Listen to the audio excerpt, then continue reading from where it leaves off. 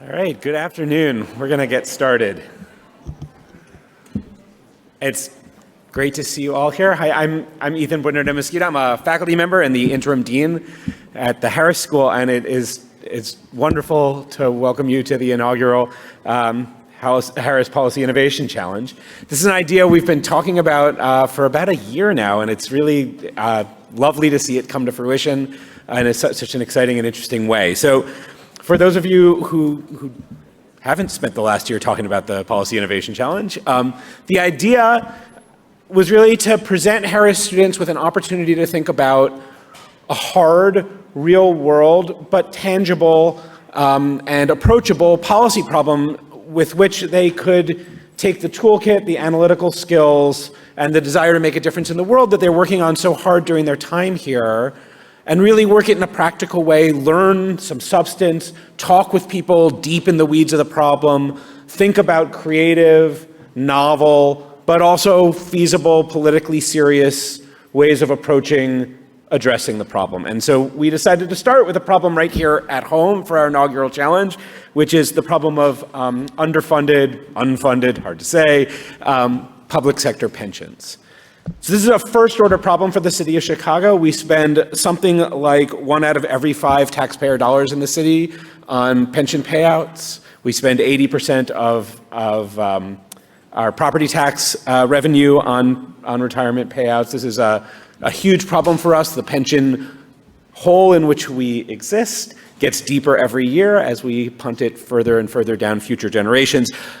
The city of Chicago leads the nation in many ways, and not all of them good. It turns out that this is not just a Chicago problem. Underfunded public sector pensions amount to something like $1.5 trillion in the United States. So while this is a very local problem, it is also a problem with enormous reach. So teams of over 50 graduate students, not just from the Harris School, but from across the university, competed in this challenge. They went through a year of seminars to learn about the problems and then to be able to work with professional mentors to help them think through their own approaches and to come up with their own ideas about how we might approach it. And we will hear some of the most exciting and interesting of those today. Key leaders from both the public and the private sector, including Jack Levin, the CEO of Chicagoland Chamber of Commerce, Jenny Huang Bennett, who's the CFO of the City of Chicago, came and shared their expertise with our students. We are extremely grateful for their efforts. I also want to express my gratitude to 2 people who are here with us. Justin Marlowe, who is a research faculty member here at the Harris School and the director of Harris's Center for Municipal Finance, led this program. Justin is really the perfect person to lead this challenge. He is both one of the world's leading experts in questions of public finance and in particular of public funding of pensions, as well as one of the great teachers of the Harris School. And so it was really a privilege to convince him to help us lead this inaugural challenge. We really appreciate his efforts. And David Wells, who is an alum of both the Harris School and the Booth School, generously made it possible for us to do the inaugural challenge with his support. David is a longtime friend of the school, and we really appreciate his ongoing support and his participation today. So without further ado, I'm going to bring Justin up to get us going, and we're going to hear from all of our finalists. I'm looking forward to it. Thank you all for being here.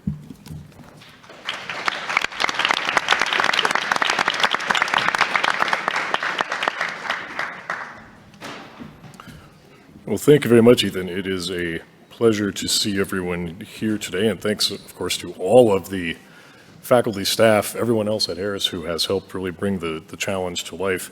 And it's wonderful to see so many faculty, staff, alumni, other stakeholders, everyone who's involved in the Harris community. I think it's fair to say that Harris is probably one of the few places, if not the only place, that you could get a couple hundred people together on a random Wednesday to talk about pensions for 2 hours. But that's Harris. That's what makes Harris great and what makes it such a special place that we all enjoy being. As Ethan mentioned, my name is Justin Marlowe, and I'm fortunate to serve, as mentioned, as a research professor and as the director of the Harris School's Center for Municipal Finance. And I've had the privilege of working with the students here on the policy challenge throughout this year. I'd be remiss if I didn't take a moment to do a quick commercial for the Center for Municipal Finance. Make sure that all of you who are here and interested in this topic are aware of what we do. In case you're unfamiliar, our mission is to improve the quality of life in our communities through better decisions about taxing, spending, borrowing, and investing public money. And along with my colleague, Professor Chris Berry, who is really the founder of the center, and with the help of countless other Harris faculty, staff, students, and others, we've had a busy year. We've had several new initiatives that we're very proud of. We have a great new website that has all sorts of interesting data about how investors think about our largest cities and counties. We also have a popular podcast called the Public Money Pod. Check it out, like, subscribe, tell all your friends, leave a 5-star review, all that good stuff.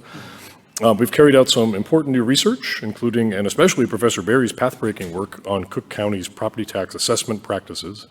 And perhaps more important, we've continued to build a really wonderful community of students, alumni, researchers, and others who are interested in municipal finance. If you'd like to learn more about us, check us out at munifinance.uchicago.edu, or just feel free to pull any of us aside after at the reception here later today. At the center, we're especially proud of our efforts to support what brings us all together today, which is the Harris Policy Innovation Challenge. Ethan did a great job of describing the problem. I thought it would be helpful too to set it up to bring us back to the words of someone who many of us are very familiar with when you think of Chicago pensions, and that's the late great Lawrence Mazzal, who was the executive director for many years of the Civic Federation of Chicago. He was one of the authoritative voices on this challenge. Lawrence was fond of saying that if the story of Chicago's pension challenges were a great play, it would not be a gripping Chekhov drama, and it would definitely not be a Shakespearean comedy, and it most certainly wouldn't be an uplifting Broadway musical. Instead, it would be a lot like the great Samuel Beckett play, Waiting for Godot. In case you're unfamiliar, Waiting for Godot is a simple story where the two main characters, Dee Dee and Go-Go, spend the play discussing the imminent arrival of the title character, who, of course, never arrives.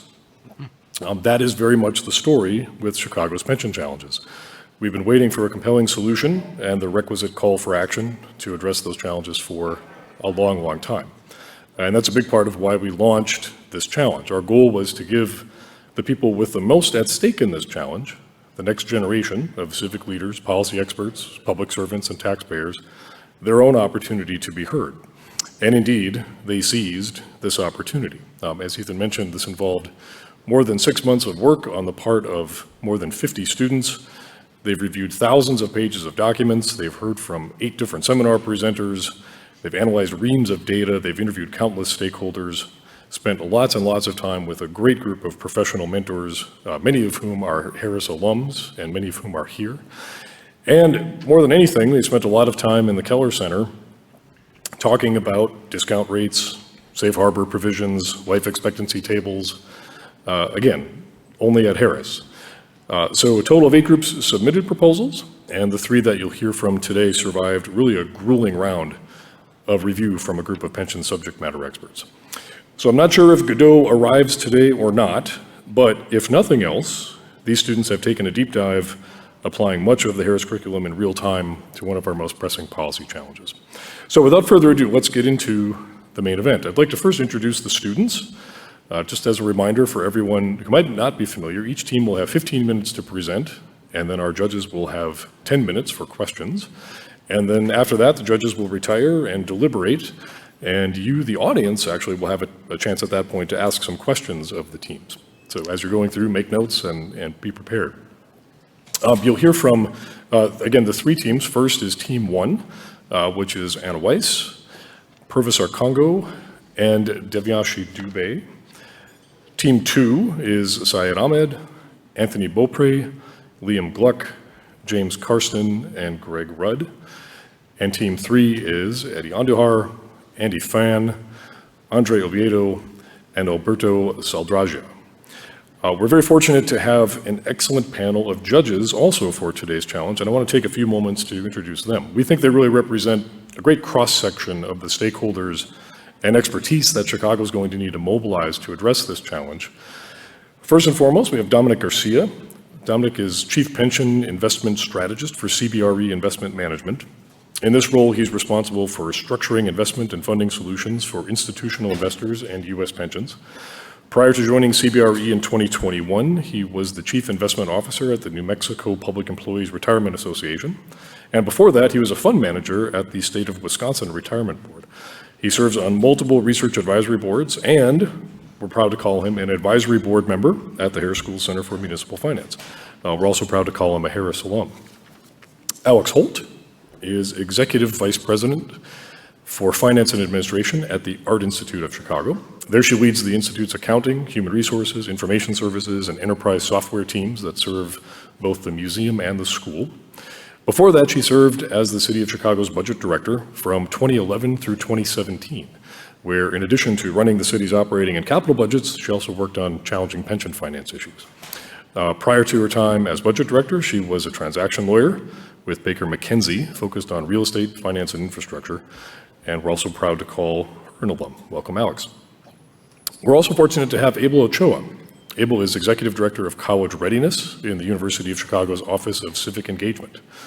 There he works with faculty and staff across the university to develop and enhance ongoing youth outreach and engagement initiatives. Those initiatives include the Collegiate Scholars Program and the Office of Special Programs College Prep, among many others. Andreas Saenz is President and CEO of the Chicago Community Trust. In case you're unfamiliar, the Trust is one of the nation's largest and oldest community foundations and is committed to a vision of equity, opportunity, and prosperity for the entire Chicago region. She also has an extensive background in the development of human capital, which is, of course, a key challenge with pensions, having served as the first Deputy Commissioner of the Chicago Public Library System, Chief of Staff to the Chicago Public Schools CEO, and a policy advisor for the U.S. Department of Education's Office of Career, Technical, and Adult Education. And finally, as Ethan mentioned, David Wells. David has focused the last 20 plus years on helping consumer businesses grow and has recently shifted toward helping younger companies, NGOs, and nonprofits, particularly in the developing world. He spent nearly 15 years at Netflix, with the last 8 as its chief finance officer. He was an integral part of the team that presided over Netflix's transition to a self-produced content streaming company. In other words, if you're a fan of The Crown, Ozark, Chef's Table, Stranger Things, or any of the above, you have David to thank for that. Before Netflix, he spent 6 years in management consulting at Deloitte, and he currently serves as an independent director, advisor, and investor in many different startups and nonprofits. So we're thrilled to have such a wonderful panel of judges to hear what I'm sure will be some excellent presentations. So without further ado, we'll turn it over to Team 1. Welcome.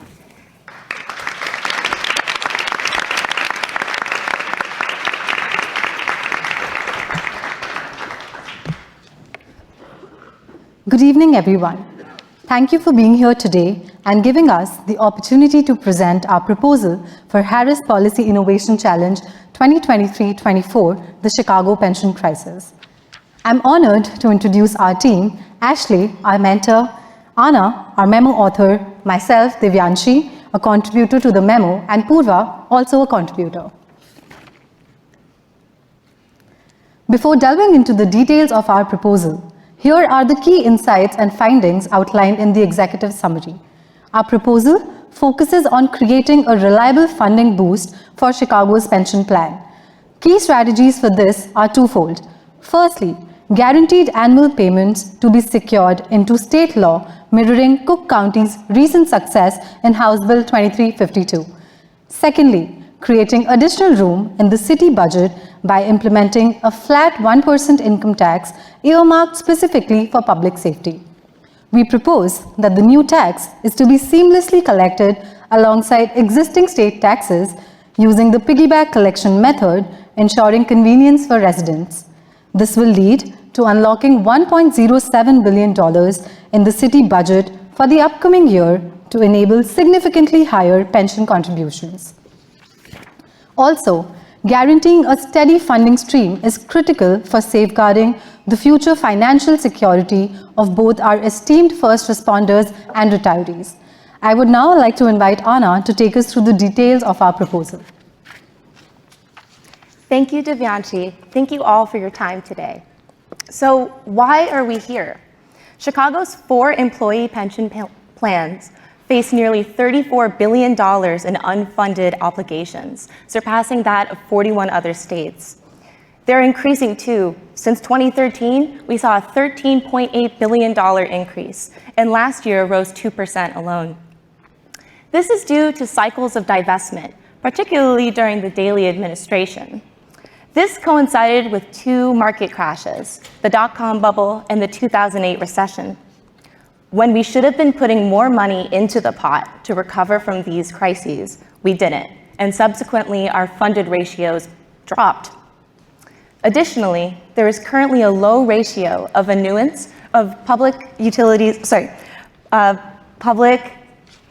civil servants and annuitants, meaning that either more people are drawing upon the funds than paying in, or if the ratio is over 1, then it's possibly not robust enough to keep up with cost of living or lengthening lives. Our major takeaway is this: we cannot invest our way out of this. We need more employer contributions. This is an urgent matter. This is our case for a more assertive approach. We must meet a 90% funded ratio by the end of the 2050s, per state mandate. Currently, our ratios linger around 20%, which is a long way to go in 30 years. Over 54,000 pension fund members are at risk of not receiving their pension benefits unless the fund's ratios improve dramatically. If we do not act, we risk leaving these retirees with nothing. Many of them have not even paid into Social Security, let alone other retirement accounts. Imagine having no retirement at your retirement age, after all your years of service. Imagine being failed like this. We can't do that.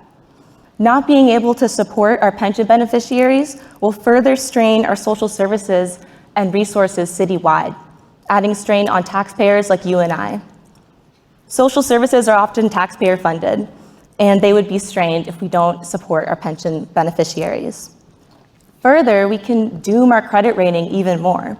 Our credit rating has suffered for years due to our pension liabilities, barring us from the financial development opportunities that citizens like us want to see. Our recent progress in our credit rating, namely Fitch's BBB+ upgrade from BBB, have cited that increased contributions are the key to an upgrade. This is why a designated reliable funding stream is the superior option. Our investment prospects cannot be trusted to fulfill these obligations. Our credit rating bars us from successful financing options, and this solution must be expedient and complete for everyone's sake. We propose 2 policies in tandem. First, codifying advance payments or supplemental payments in the annual budget, explicitly for allocation to the pension fund, rather than for other purposes. Secondly, establishing an income tax towards public safety, which also takes up quite a bit of our budget, thereby allowing more flexibility in the corporate fund of the budget for increased employer contributions. Codifying advance payments is necessary both to ensure the annual budget will prioritize this crisis and also to demonstrate, most importantly to the pension beneficiaries, but also to citywide stakeholders, that we are serious about meeting our state mandate threshold. Budgets are moral documents. Let's show them what we care about. This would be codified into state law, as Cook County recently did last year. Advance payments demonstrate fiscal responsibility and prudence, not too dissimilar from paying a little bit extra down on your credit card or on your mortgage every month so that debt doesn't get away from you, or that you can meet your own goals faster. Chicago actually already does make supplemental payments. Here in this table, we calculated our total supplemental appropriations for 2024, totaling over $300 million. This is over 11% of the total appropriations last year. If we already make supplemental payments, why codify? Why go to Springfield?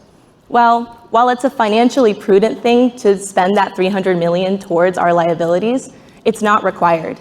And the mayor has the right to use that money for anything else, perhaps the migrant crisis, a pandemic, or another unprecedented city challenge.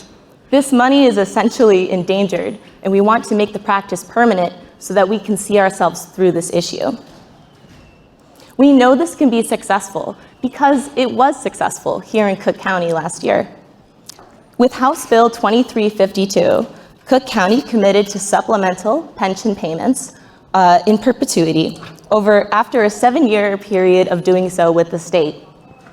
In those 7 years alone, they saw their funding ratio increase from 56% to 65%, proving that making this practice permanent can preserve the funding momentum.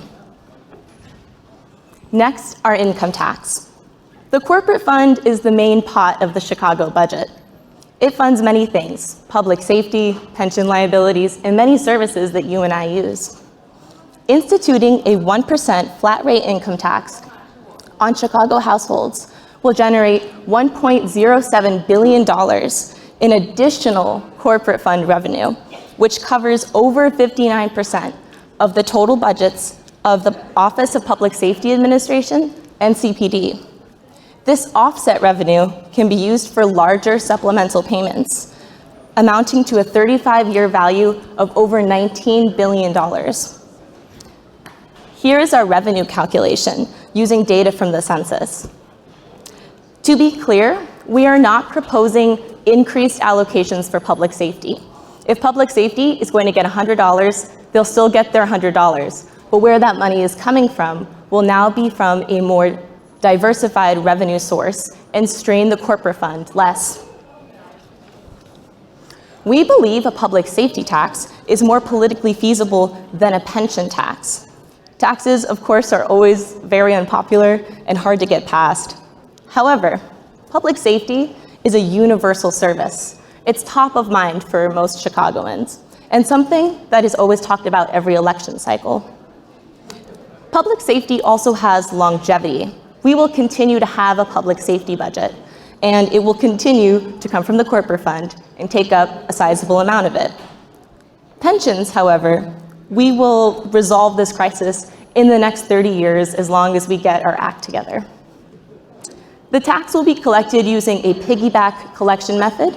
This is when the state collects the revenue alongside state taxes and then returns that revenue back to the city. Indianapolis and Indiana already do this quite successfully, and it saves on administrative cost and time. We would be among our peers in this regard. Detroit, New York, San Francisco, St. Louis, Baltimore, Kansas City, Indianapolis, and other peer cities all have income taxes of some regard. Now, Divyanshi will elaborate on stakeholder engagement. Thank you, Anna. We plan to engage with broadly two stakeholders, the citizens and the political representatives. Our plan is to first engage with the citizens.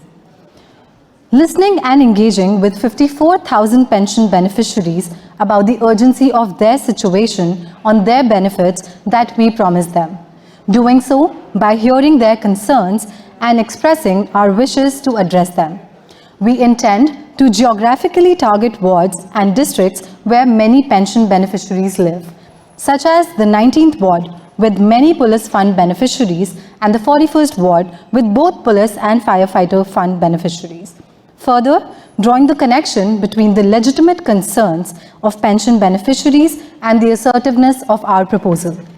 We suggest engaging with other citizens ward by ward on the citywide benefits of fixing the pension crisis sooner and in a complete manner.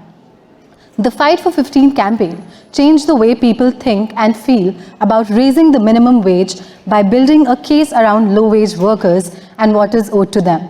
We can mimic this by building a case around pension beneficiaries and what is owed to them.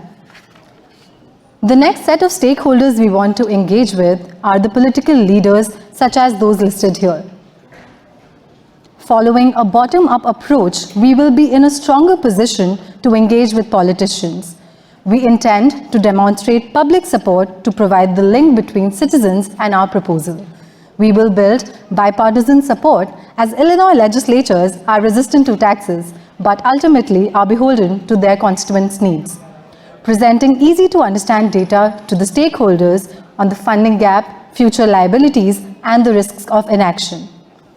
We want to promote discussions to grasp any apprehensions, customize suggestions to match their priorities, and highlight bipartisan backing.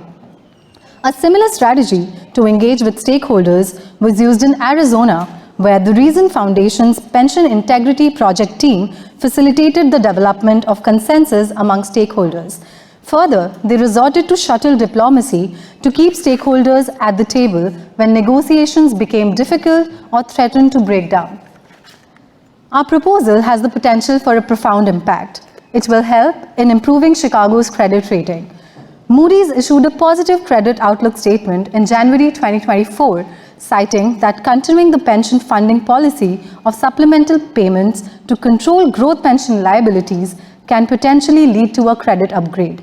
The net present value of tax revenue will be over $19 billion by the end of the 2050s. This would mean massive progress in our liabilities. We want to expedite the resolution of this crisis so that the city government can take action on other local issues of importance, such as affordable housing, transit infrastructure, and other universal services.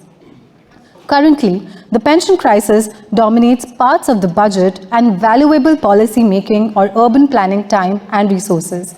Larger, capital-intensive projects may not become a reality with this burden on our plate.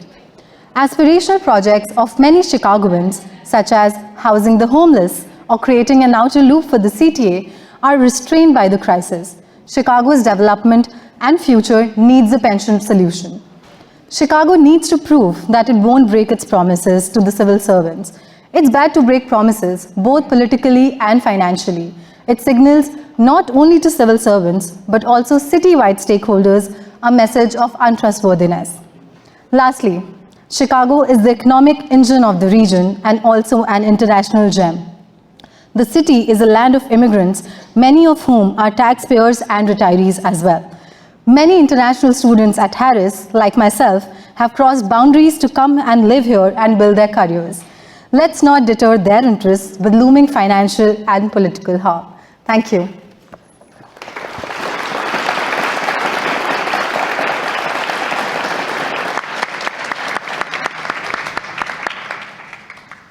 Who wants to go first? All right, I'll start. Very nice. Thank you all so much for both the materials that you provided before as well as the presentation.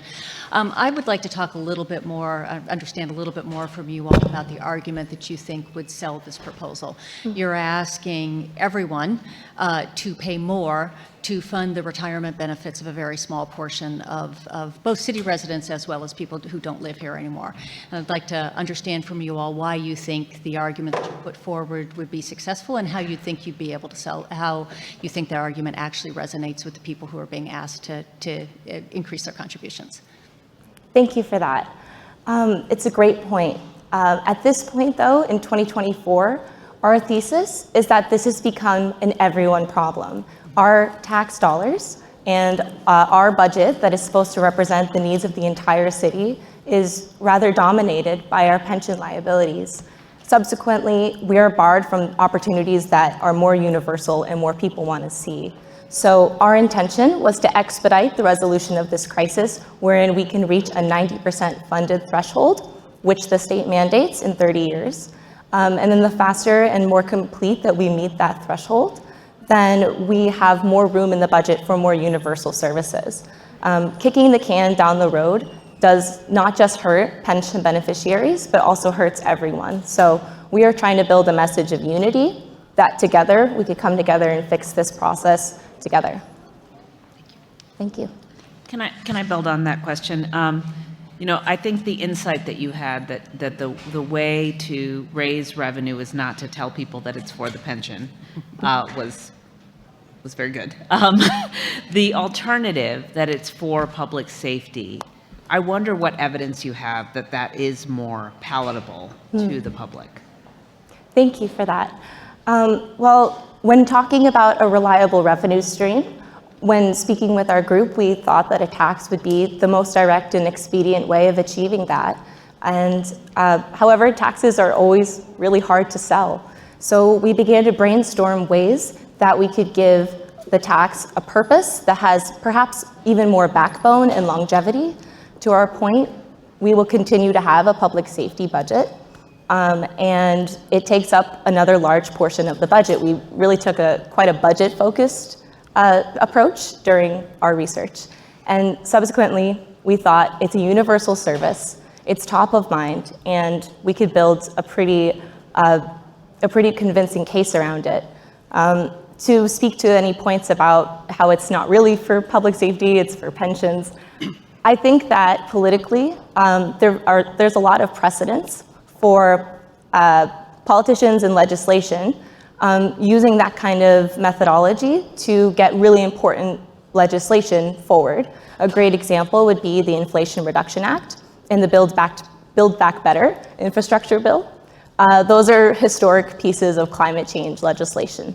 And they intentionally say Build Back Better or inflation reduction as opposed to Green New Deal, right? And it really is, those bills are for everyone's benefit. And we believe that our legislation would also be for everyone's benefit because the budget can subsequently prioritize universal services sooner. Thank you. I appreciate your presentation. The question I have is, what is Plan B? So if this revenue stream doesn't work, then what's next? You mean if it's not passed? If it's not passed. Absolutely. That's definitely a concern. We saw, for example, with Bring Chicago Home recently, did not pass that referendum. So I think that we have to work from a bottom-up approach to Divyanshi's points about building a narrative about what is owed to our pension beneficiaries and how it can be advantageous for the whole city. But going from bottom up, I think will give it more power. If it does not pass, I think that we need to engage more with pension beneficiaries and to center their needs, agitate some political action in the grassroots level, and that will give it more power. Additionally, in our research, we looked at some consolidation options. So that could be an option too, but we think that putting all of our energy into a reliable funding stream will see us through this at a faster rate. A couple deep breaths. I think the Shark Tank analogy works in journalism, but I think we're all here. We want all of you to be successful and the problem to be solved. I'm sort of a number datas guy. I was surprised. I don't see a clear math to the path of 90%. So if your solution's successful, if it actually raises funds, what does it look like in 5 years? Thank you. Well, the net present value calculation is $19 billion over 35 years. So we would look at about $1.07 billion in additional contributions. In the paper, we did not include what that would look like in 5 years. To speak to your point, it would be great if I could do that Excel math right now.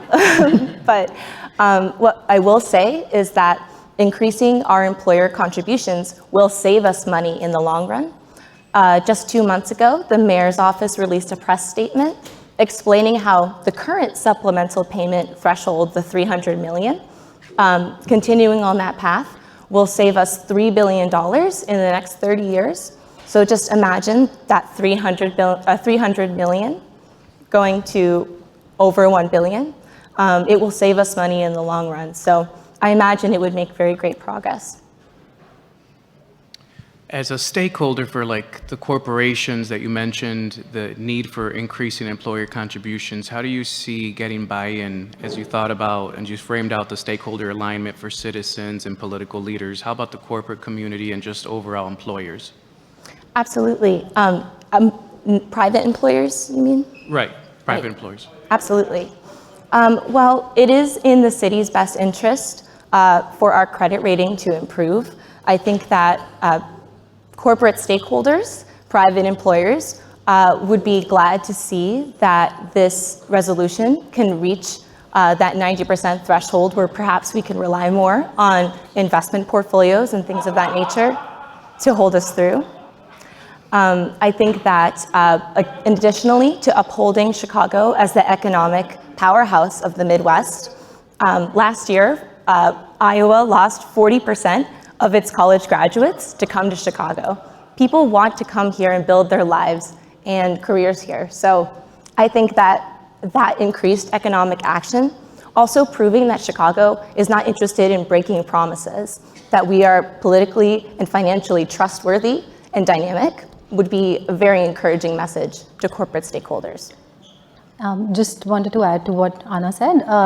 We intend to focus on the 19th and 41st ward while we are starting engaging with the citizens, but we also plan to engage with other stakeholders large-wide, where we would intend to also cover private, other corporation employees as well. Yeah.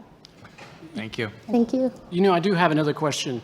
So the public safety tax is kind of a Trojan horse, but you don't really talk about the pension problem in the movement of it.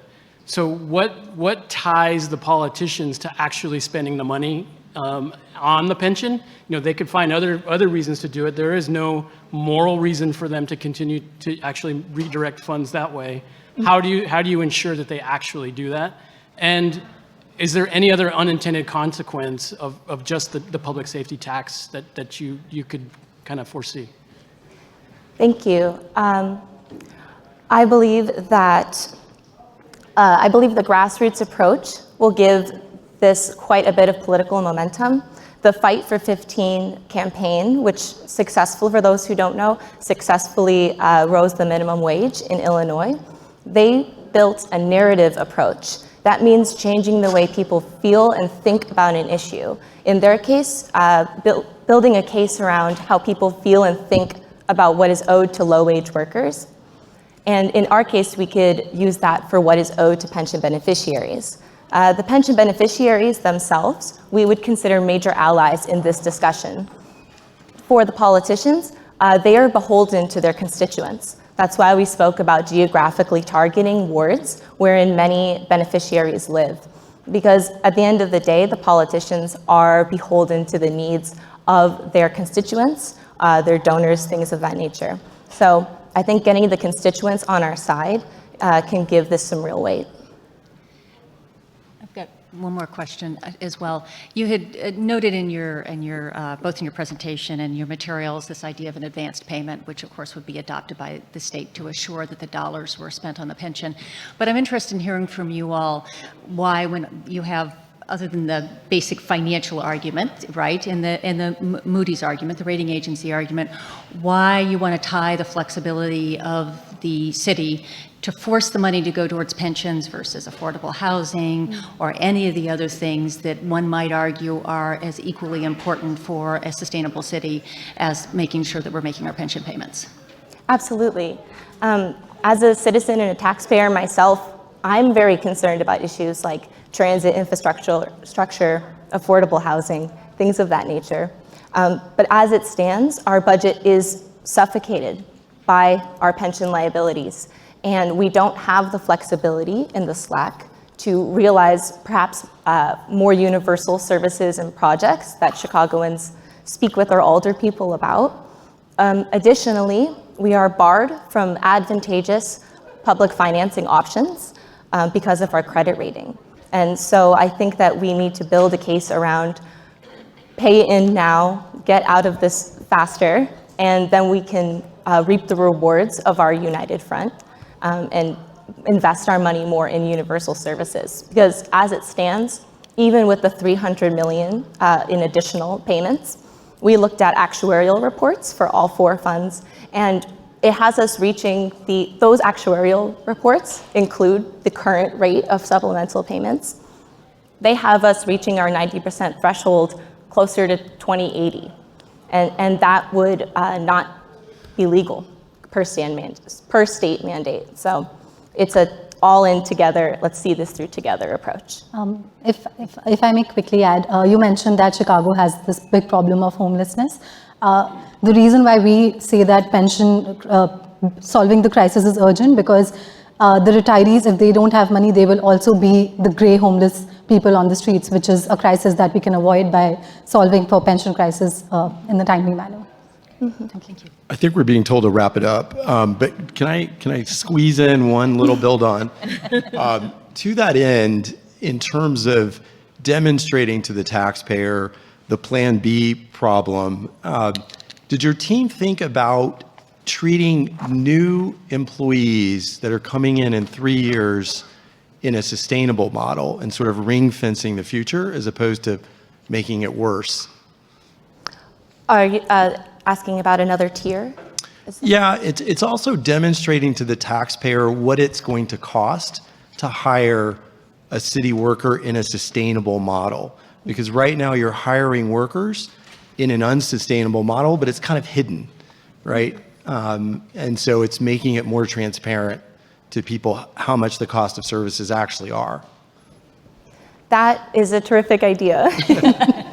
I think that we did not necessarily explore that, but one thing I can say is that our public safety tax would go right to public safety, and that's dots that citizens can connect. We can all look at the public safety budget as it currently stands, and there's quite a bit of transparency.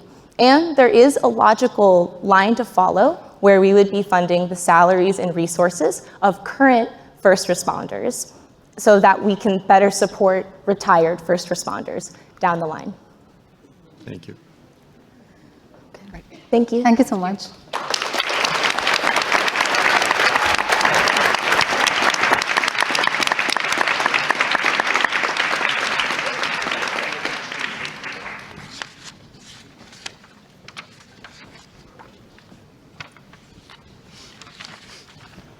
Good evening, everyone. My name is Ahmad. My name is James. And we are the team behind the policy proposal titled Addressing Chicago's Pension Crisis, a Memorandum. In addition to James and I, the other members of our team are Anthony Beaupre, Liam Gluck, and Greg Rudd. Before we begin, we did want to start with a couple of thank yous. First and foremost to Professor Marlowe for organizing the challenge and making this all possible. Second, the seminar leaders and mentors who supported our work, and especially our mentor, Jack Rothman, who's in the audience today, who was instrumental to our recommendation. And finally, to the judges for taking time out of your days to make the culmination of this challenge possible. The pension problem is arguably the most important issue that Chicago faces today. It's a problem that's been built over decades and one that threatens the entire city's financial health. To understand our team's proposal to fix it, it's important to first understand the process that we use to arrive at our recommendation in the first place. One of the principles that our team had from the beginning was that there was a lot of value in bringing ideas from the private sector to the public sector. And one of those ideas was the importance of structure, which is why we started by laying out the component parts of the pension problem, as you see here on this page. You've got the fund in the middle, taking in money from various sources, including the city, state, and of course, employee contributions. Once that money is in the fund, it's invested and grows over time, and eventually is distributed as benefits to beneficiaries, who themselves are going through their own life cycle that you can see on the right-hand side there.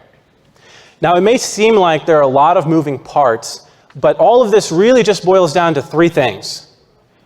First, there's funding. That's money being added to the fund from whatever source. Second, there's growth, that money being invested and growing over time. And third, there are liabilities, that money being paid out as benefits at the end. The advantage of taking a simplified view like this is it makes diagnosing root causes and solutions a lot more intuitive. For example, problems in a pension fund must arise for one of three reasons. Either not enough money is being put in, it's not growing fast enough, or too much is being paid out. In the case of the city of Chicago, all three have been true at various points in time. And correspondingly, solutions are going to do one of three things. They'll either generate revenue, improve returns, or decrease liabilities. Having created that structure, the next step in our process was coming up with an extensive list of potential policies within each bucket. Our team's reasoning here was that we wanted our recommendation to be the result of having evaluated many ideas rather than zeroing in on one from the start. What you see here is the 28 ideas that we evaluated for our recommendation. We're not going to go through them in detail now, but feel free to ask questions in the Q&A later on. And for our final step in the process, we used another approach from the private sector, the matrix that you see here, to prioritize among those 28 ideas. What this involved was going idea by idea, evaluating each one on impact and feasibility on a high, medium, low scale, where each ranking was justified with both quantitative and qualitative data. Having done that, you plot that on this graph. The ideas in the top right are prioritized for their relatively high impact and feasibility, while the ideas in the bottom and left sides are deprioritized for their low impact or feasibility, while those in the middle may or may not be priorities depending on the specifics of the idea. And what you see here is the result of our team having done that analysis on those 28 ideas over the past 6 months. As you can see in the top right side, there are 4 ideas that are clear priorities, with 7 in the middle that are more mixed. Our team selected the best 5 of those 7 for a total set of 9 recommended policies, while the remaining 19 were deprioritized, mostly for their low feasibility. Again, we won't review the specifics of the placements here. Feel free to ask questions in the Q&A later on. So having reviewed the process, we're going to move on to our recommendation. We recommend a suite of 9 policies, 7 in funding, 1 in growth, and 1 in liabilities. Altogether, we estimate that those 9 policies could contribute $200 to $400 million per year to Chicago's coffers, which over the course of 30 years comes out to a present value of $2.5 to $5 billion. Additionally, because of the process we used, we believe these are some of the most feasible dollars that can be found in the city.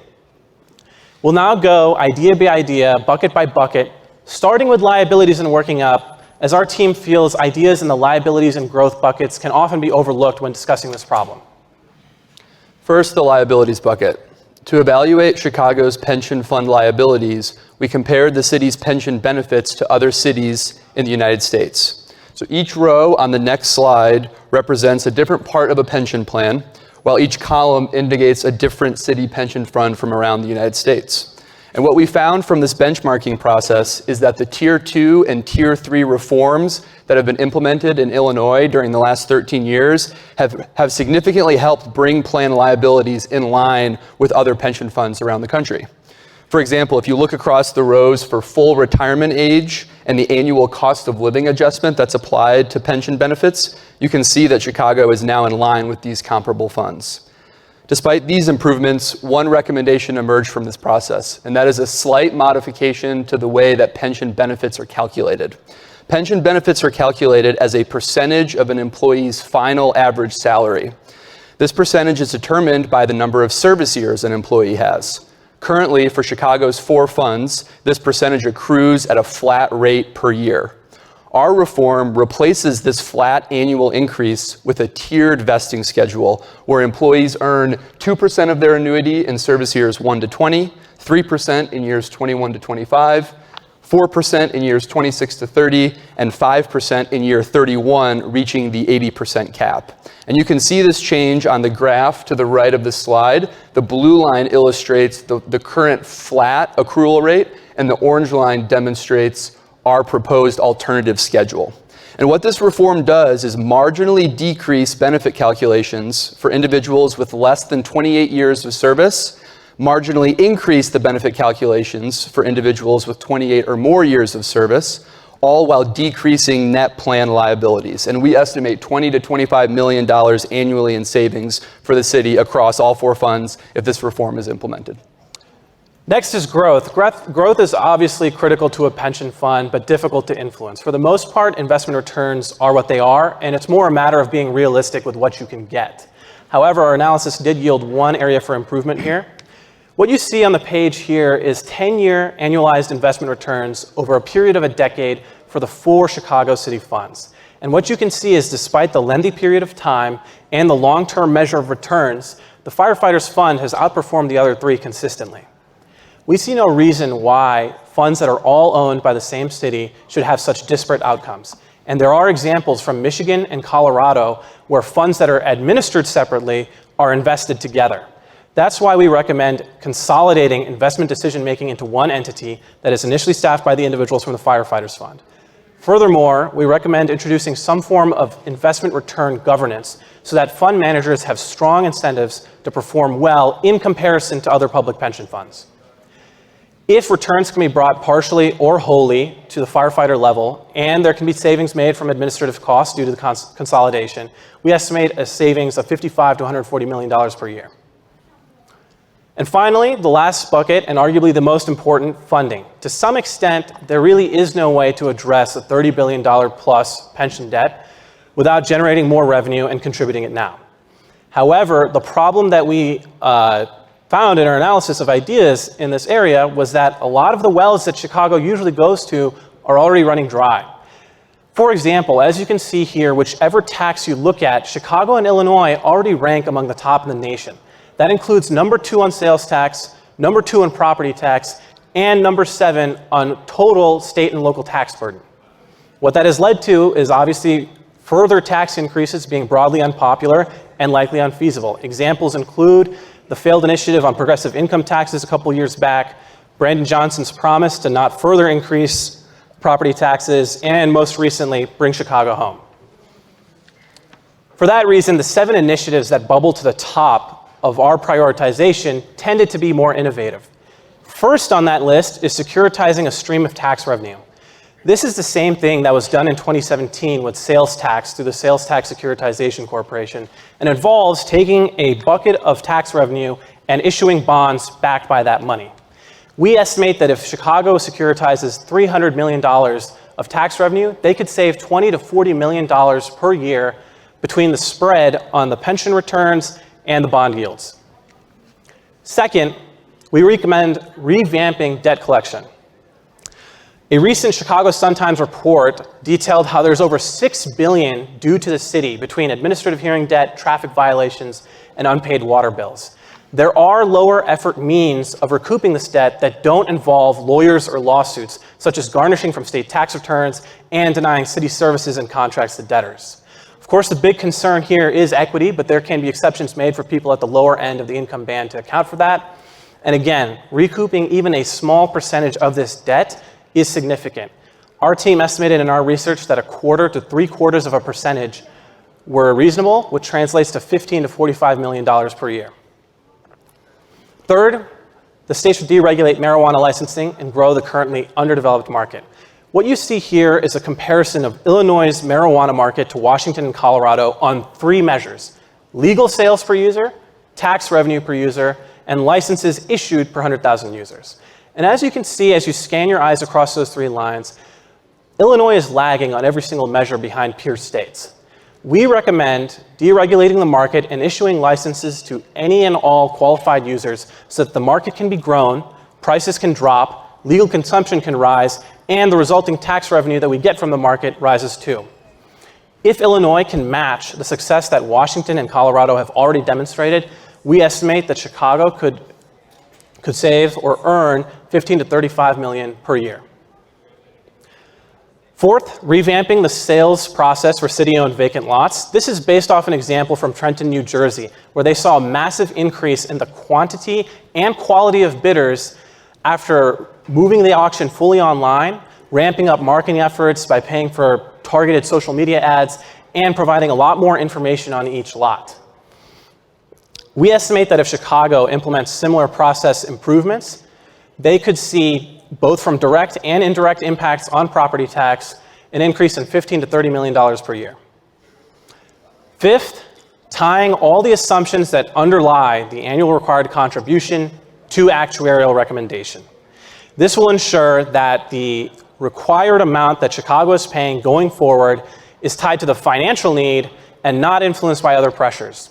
The example that you see here on the page shows that 3 of the 4 city funds are not meeting their long-term growth assumptions, meaning that the ARCs calculated off of that are likely underestimated.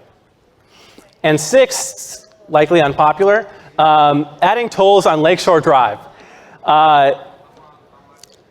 This is similar to the congestion tax that was just passed in New York City. It's also in 2 of the 5 plans in Redefine the Drive, which is an infrastructure project improving the lakefront. Obviously, with this type of proposal, the amount of the toll matters a lot as to whether it's feasible or not feasible. That's why we kept it low at 75 cents per day. Given the traffic that we're currently seeing, that's $25 to $35 million per year for the city of Chicago. Our final funding recommendation is for the police and firefighter funds to increase their employee contribution rate. The employee contribution rate is simply the percentage of an employee's paycheck that goes into their respective pension fund. These 2 funds are currently administered at Illinois' Tier 2 level with employee contribution rates of 9% and 9.15% respectively, and they can implement this increase by joining the municipal and laborers funds at the Tier 3 level of employee contributions, which is 11.5%. And what is creative about the Tier 3 provision is it ties the employee contribution rate to the funded ratio of the pension fund. And you can see the language of this provision on the slide. When the 90% funded status is reached for the fund, and that's the target ratio, employee contributions drop from 11.5% to 7.5% and remain at 7.5% unless the funded ratio falls below 75%. And we really like this policy. It gets both the city and its employees all pulling in the same direction to improve the funded ratio of Chicago's pension funds, and it puts all 4 funds at the same employee contribution rate. So how can this collection of recommendations be implemented? The policies included in our proposal require a combination of reform at the city and the state level. As such, we recommend packaging these reforms into 2 proposals for implementation at both levels of government and organizing stakeholders around each package. In summary, we believe our ideas provide the funding necessary to solve this problem through creative sources of revenue, around $200 to $400 million of impact annually for the city. We believe these recommendations are feasible based on the breadth of research and evaluation we conducted, and we offer a suite of recommendations that comprehensively address the city's pension fund problem. Together, these recommendations can help ensure that the City of Chicago stays on track to accomplish its pension funding goals during the next 3 decades and secure the long-term financial health of both the city's finances and its retirees. Thank you.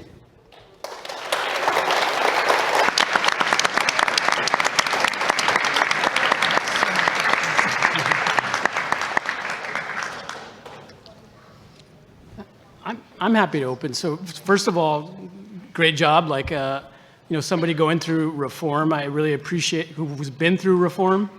I really appreciate the framework. That's literally how we went through it, was what are the levers you got to pull, and you want to have a shared burden, right, across all 3 levers and all stakeholders, impacted stakeholders.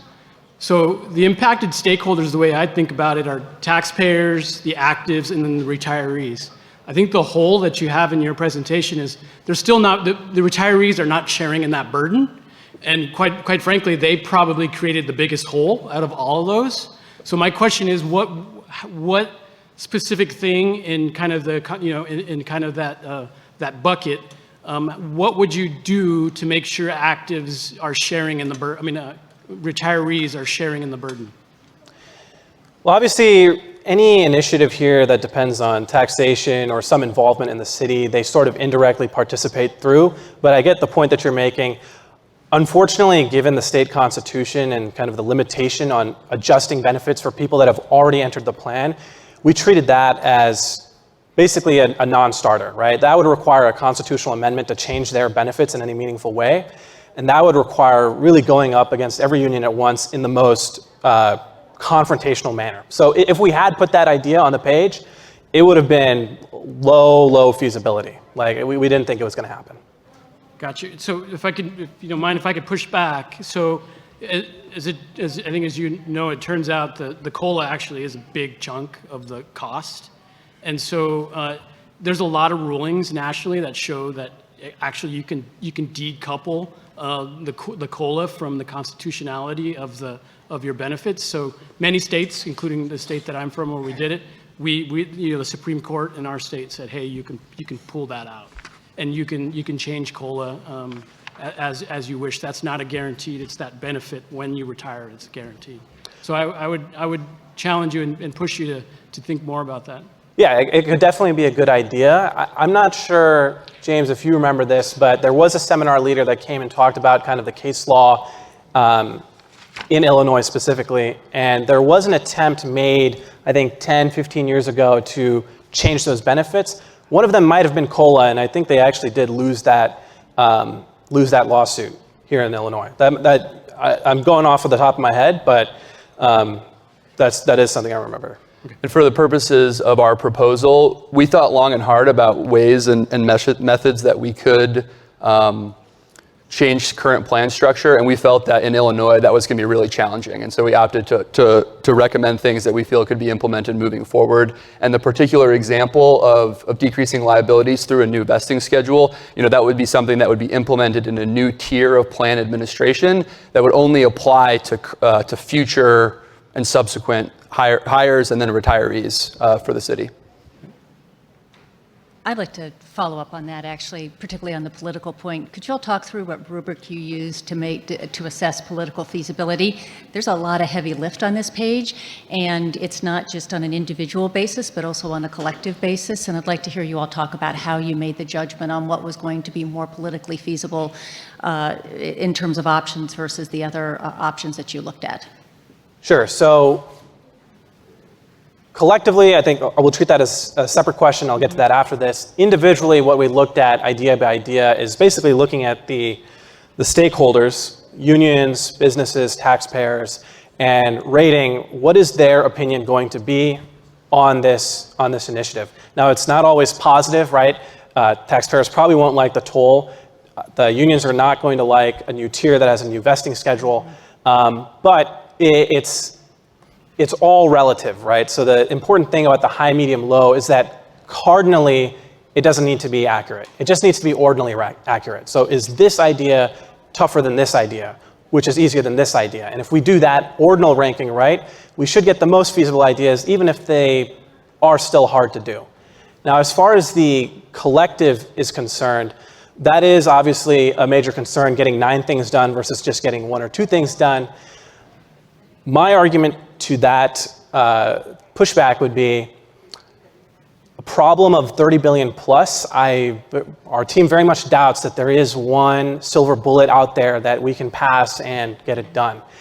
And especially in Chicago and Illinois, there has been a tendency to go to those silver bullets, say, look, we'll increase taxes, we get all the money and we can pay it. And that is, we are starting to see that fail. I think the government doing the work of passing these policies is communicating to the people, look, we will look for revenue sources in other places if it is to be found. And if ultimately that 200 to 400 million isn't enough, they will have bought themselves some license to increase taxes in the future if they need to. Thank you. I'd like to follow up. I really appreciated the abandoning the silver bullet idea. Yeah. And I just wonder if you've thought beyond the political feasibility of passing these policies and these reforms, did you think about implementation and the complexity of implementation? Because the tough part about needing all of these to work is that they all need to work and right. They all need to be ramped up at the same time. Can you tell us a little bit about how you imagine these to be implemented? Sure. So technically, when we ranked these ideas on feasibility, high, medium, low, it wasn't just political feasibility. There was thought put into implementation there as well. Some of these, like tying ARC assumptions, that's just, you pass it and it is what it is. But on the other ideas, for example, let's say talking about a toll on Lakeshore Drive. The technology exists for that, and it's been proposed as part of plans already. One of the things that you may have noticed as we were presenting on these ideas is we were always talking about, look, this state has done it, that state has done it, this city has done it, to at least prove that it is possible to do. Now, as far as the actual implementation work, there were ideas considered, like there's a lot of blighted land here. If you redevelop it, property values would skyrocket, you get a lot more in property taxes.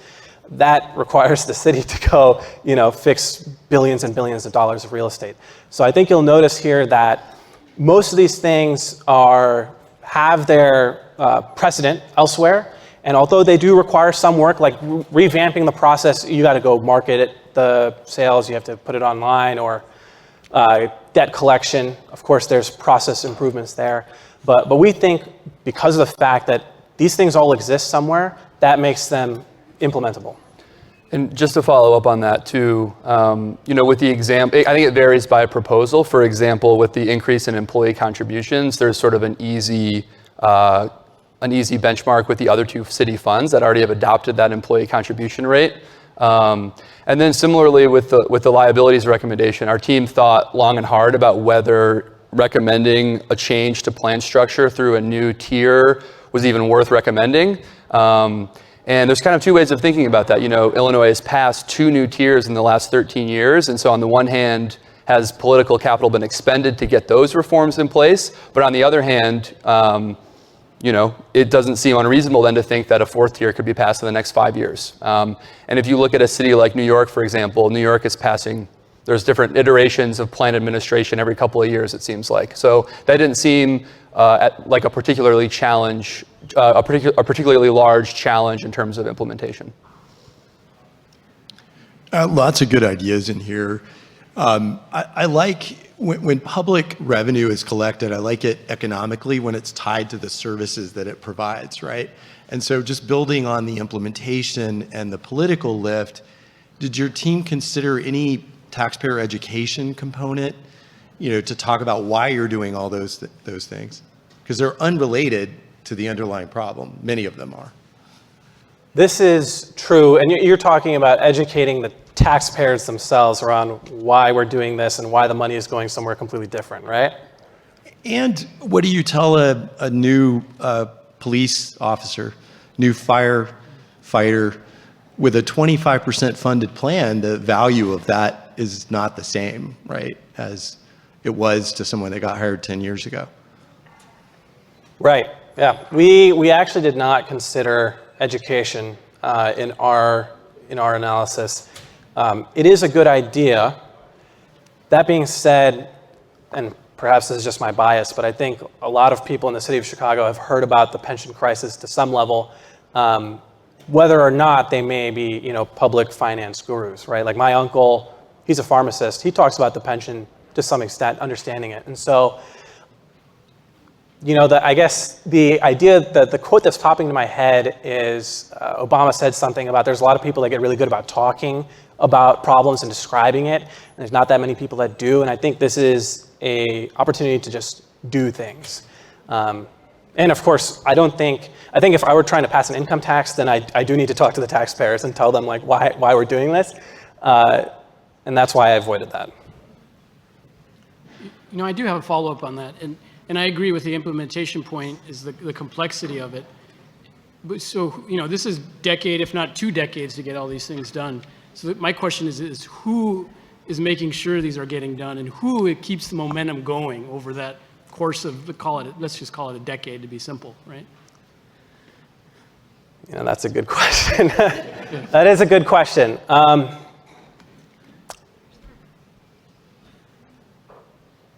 I think the way, let's say if I were the mayor, right, that's kicking these off, my goal would be trying to get these established within the 4 years that I have to a point where I could trust the civil servants and the bureaucrats to do the rest of the implementation work. Yeah.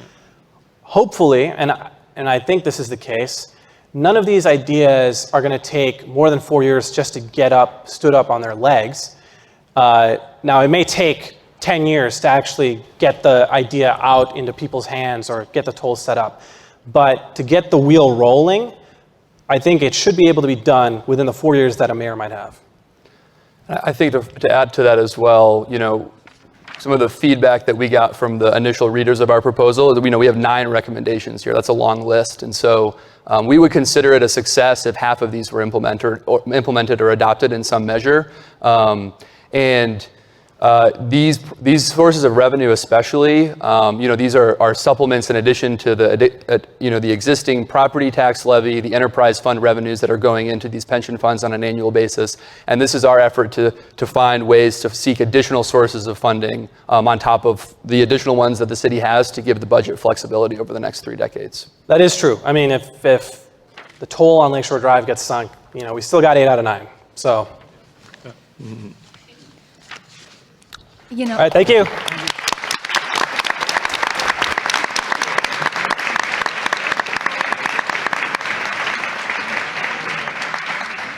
Testing. Hello, good evening, Harris. I hope this has been a lovely event so far. 3rd presentation in, believe it or not, there's even more to talk about with pensions. My name is Eddie Andahar. This is my teammate, Andre Oviedo. My other 2 teammates are right here, Alberto Saldarriaga and Andy Fan. We'd also like to give a special thanks to our mentor, Ben Winnick, who helped us put this together. Without further ado, here's Rebalancing Chicago's Future, a behavioral response to the pension crisis. So the first thing I want to do is actually just walk you through our thought process when coming up with how we would tackle the problem. The first question we tried to ask ourselves was, what makes the pension situation in Chicago a crisis? And what we thought was the core of the issue actually ended up being something completely different. Once we had our answer in mind, we used this to inform our policy proposals, and as you'll see in the presentation, this has an informational component to it, which is focused on educating the population in a way where we're raising awareness about the issue, and then a simple financial component focused on addressing the underfunding of pensions in Chicago and Illinois as a whole. And then we'll just wrap up by quantifying some of these impacts and seeing where that places us in relation to solving the issue in the short, medium, and long term. So when we first started investigating the issue, we ran into this statistic right here over and over again. In 2023, Chicago's unfunded liabilities hit $35 billion. But today I'm here to convince you that even that number understates the gravity of the problem. To give a bit of context, there's been a historical lack of political accountability, deferred pension payments, and due to a very strict interpretation of the Illinois Constitution, Illinois currently faces the lowest pension funding in the entire country at only 46%. But it gets even worse, because when we look at Chicago, Chicago's pensions are actually doing even worse than the state of Illinois as a whole. The actuarial value for Chicago's pensions have actually been decreasing over time. However, despite the fact that I mentioned earlier that politicians have been irresponsible in managing this, it's not like they're doing nothing. In 1996, a RAMP proposal was implemented across the state focused on gradually increasing pension contributions over time. As you can see, contributions started out very small, and projected by 2045, we're expected to contribute significant amounts into pensions with the hopes of actually having a very healthy pension fund targeting that 90% funded ratio. Well, if this is all true, then what are we even talking about here today? There's no pension crisis. It seems they already fixed it. Now, the problem is when you look at this. Based on the city of Chicago's numbers, 20% of our current revenue is going directly into pensions, and if we follow that RAMP policy in place, that number is only going to continue to grow. These are numbers from just 2 years ago, and we already see that pensions in Chicago are contributing more to the state budget than street maintenance, healthcare, and transportation combined. And the more we look at the problem, the more this is going to start rivaling that public safety amount we're seeing here. That brings us to our first proposal of the issue. It's basically a lot of the ideas I've just communicated to you right now are things that the Illinois population, and more specifically Chicago, should be aware of. Let's educate our population through an awareness campaign focused on communicating key pieces of information about the situation in a way that's not only easily digestible, but speaks to people's incentives. Yes, it's important to have sympathies for public pensioners because they're the ones affected the most, but even if we were to accept the fact that no Illinoisan wants to cover that responsibility, the true Chicago pension crisis is the fact that if we were to completely fund our pensions under our current structure, we would be left with a healthcare spending deficit, an education spending deficit, and public safety deficits, meaning that we would be substituting one crisis for potentially several crises. And by resonating these ideas with Illinoisans and Chicagoans, what we're trying to do is increase awareness of the issue in a way where we're molding the political landscape and trying to make pension policy reform policies more popular amongst voters and thus amongst politicians, so that they rethink the idea of potentially deferring payments and reconsider the idea of pension reform policies in the benefit of not only the city's health, but also the well-being of their citizens. And last but not least is this idea of breaking down this policy into, as you saw earlier with the Chicago RAMP, the Illinois RAMP, they have this very lofty target goal of 2045 way down the line. Let's make it more digestible. Let's do 5-year target goals instead. This is easier for both citizens and politicians to track, and it makes sure that we keep politicians accountable for their policies by tracking how they're doing in relation to our targets. However, we recognize that there's not just an ideological component to this. There's also a financial component that needs addressing, because these pensions are severely underfunded. I'll pass it over to my teammate Andre to talk more about our tax rebalancing ideas. Thank you, Eddie. As Eddie mentioned, we have 2 cornerstones proposals in our proposal. First of all, we will need the citizens to be aware of the dimension of the problem that the pension has. And the second step would be to propose a 2-stage rebalance in the statewide income tax. How are we going to do it? I'm going to show you. The first step is to increase the income tax from a 4.5% that it's currently in the taxes to a 6.5% new tax.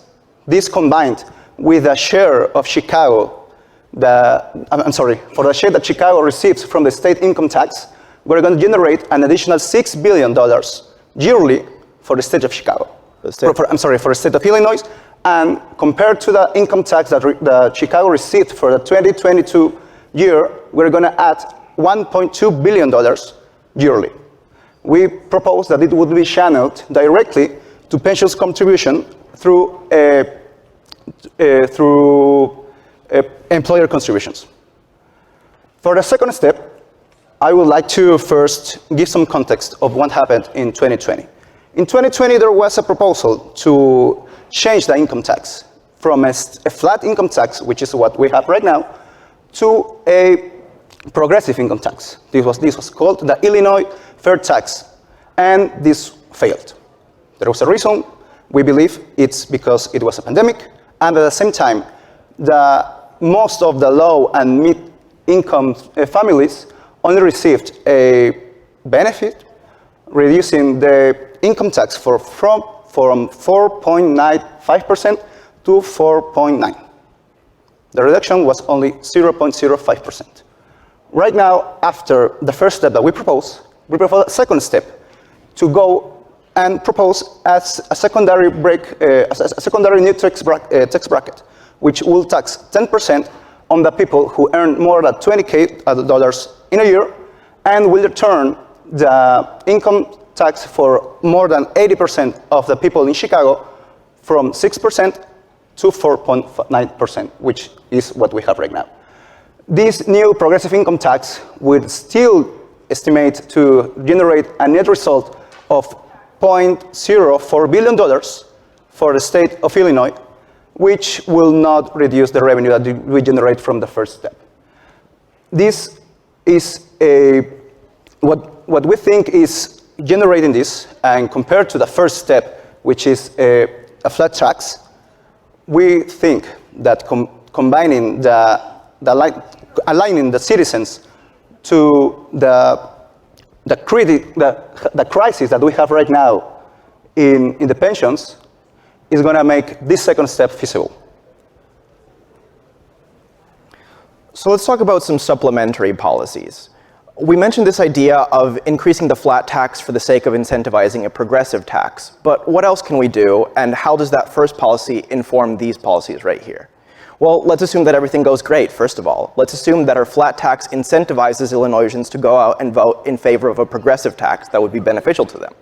Well, then we're actually alleviating some of their tax burden, or at the very least, keeping it exactly the same. That gives us a lot of room for expansion in other areas. A very popular one has been a sales tax expansion to services. Business, legal, cosmetic, repairs, etc. In the state of Iowa, for example, they tax 81 more services than in the state of Illinois, and if we were to cross-apply those kinds of services that are applied to Illinois, a conservative estimate would generate an additional $1.2 billion a year, and a generous estimate would be about $2.9 billion. But I mentioned the state of Illinois. The nice thing about this policy is that it can even be done at a municipal level. So yes, we want to argue that for this income tax reform, there's an alignment between Illinois' pension crisis and Chicago's. But even if Illinois doesn't buy this argument, we can at least focus on the municipal level changes of expanding Chicago's taxes. An important mention here that I want to kind of give a highlight to is this idea of an expansion of video gambling. Last year, Chicago opened Bally's Casino, which was an institution actually dedicated to trying to solve the pension crisis. But the video gambling terminals scattered across the city are another very promising source of revenue. The city actually only receives 5% of that revenue, though, with the majority going to the state as a whole and to third-party terminal operators. Our proposal here is essentially just to expand the city's stake in these video gambling terminals by raising the share from 5% to about 15%, the justification being that Chicago's situation, being far worse than the rest of the state, could benefit from having more stake in this potential source of revenue, especially piggybacking off this idea of establishing the gambling sector as a potential revenue source for solving the crisis. A bit more ambitious, but something I'd still like to mention, is this idea of using this video gambling expansion as a way of eventually converting the city into its own terminal operator. So cut out the middleman and propose infrastructure for the city to get more and more involved in the way it's taxing and collecting video gambling. And by doing this, they would essentially be taking both the implicit share that they're already receiving and what third-party operators are receiving currently. Just to give an example, last month, the city of Chicago collected $83 million in video gambling tax revenues, of which only a 5% portion went directly to the city. Lastly, before we stop talking about our policy proposals as a whole, I want to address potential concerns from the business sector with a potentially risky, but I think very rewarding policy proposal. We're referring to this idea of, due to the fact that Chicago actually has the second highest commercial property tax in the country, and because of the fact that Cook County assesses commercial properties differently, this would be a very closely monitored effort to try and see what were to happen if we were to decrease commercial property taxes in the city. The idea being that this would attract new investors to the city and potentially offset revenue losses with revenue increases associated with this capital injection, which could go a long way in increasing credit rating and would actually be beneficial to a lot of Illinoisans in general. A lot of commercial property taxes are actually residential in nature, and the people that rent these properties, the taxes from this increased commercial property tax pass on to them. If we were to decrease those taxes, we could lighten the burden on a lot of Illinoisans as well. So let's just give a very quick timeline of what we're trying to accomplish here today. Short term, the very first thing we want to do is to try and implement that income tax reform. Get a flat tax in place due to the fact that both Illinois and Chicago have this pension crisis and have an incentive to fix it. But use that as an intermediate step for trying to resolve the issue, with the ultimate goal of using people's new education through the awareness campaign to push for a progressive tax that both lightens the burden for Illinoisans and increases revenue relative to the flat tax increase. And in the medium term, we're looking at these implementations of policies from the supplementary policies I mentioned earlier, with very specific close monitoring on this commercial property tax. In the long term, we hope that this will increase credit ratings amongst the city and reassess the situation in such a way where we're not dealing with this ballooning deficit problem, but rather with the new sources of revenue, we actually can both continuously fund pensions in the way that we are trying to do with this ramp policy, while not crowding out other forms of public investment that could create crises later down the line. I'll pass it over to my colleague Andre just to talk about brief conclusions and how we would consider this policy a success. Thank you, Eddie. As we mentioned, we have two main proposals: the awareness campaign and the new revenue streams. If we couple those with our supplemental proposals, we will clearly and surely beat the problem that we have right now. The pension crisis is not only a crisis on pensions, but to all citizens of Chicago and citizens of Illinois. By aligning the citizens and the revenue streams, the city financials, we will clearly solve this problem. And as a final step, I invite you, all of you in the forum, if you're still curious, you can scan this QR code to read our proposal. And thank you all for hearing us. Thank you so much.